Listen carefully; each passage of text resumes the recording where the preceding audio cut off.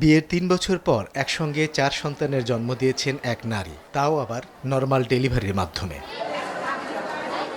স্বজনরা জানান, বৃহস্পতিবার সকালে প্রসব বেদনা নিয়ে এক বেসরকারি হাসপাতালে ভর্তি হন সৌদি প্রবাসী নাজমুল ইসলামের স্ত্রী বিথি আক্তার। পরে সেখানে নরমাল ডেলিভারিতে জন্ম নেয় ৩ ছেলে ও ১ মেয়ে। এই ব্যতিক্রমী ঘটনায় আনন্দিত বিথি ও তার পরিবার। আলহামদুলিল্লাহ, আমরা তো খুশি, আমাদের ফ্যামিলি পরিবার যে শুনে সবাই খুশি। এটা তো অন্য কিছু না, অন্য রকমের। নাতি নাতনিকে দোয়া করবেন, আল্লাহ জানি তাকে তারা 5 জন জানি সুস্থ রাখে।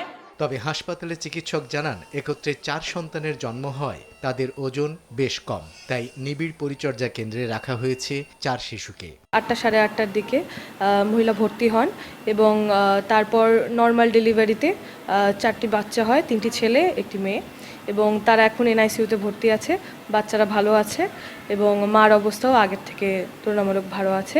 ৩ বছর আগে টাঙ্গাইলের কালিহাতী উপজেলার কোকডহরা ইউনিয়নের বল্লাবাড্ডা গ্রামের নাজমুল ইসলামের সঙ্গে বাসাইল উপজেলার হাবলা ইউনিয়নের আদাজান গ্রামের বিথি আক্তারের বিয়ে হয়। সময় সংবাদ, টাঙ্গাইল।